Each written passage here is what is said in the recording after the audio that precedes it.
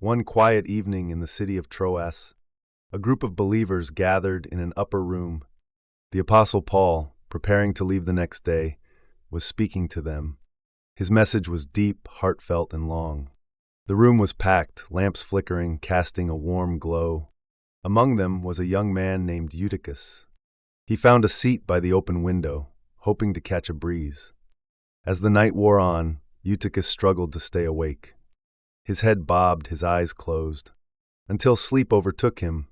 Suddenly, Eutychus fell out the third-story window. A gasp rose from the crowd. They rushed down to him, only to find he was dead. Paul calmly knelt beside him. He took Eutychus in his arms.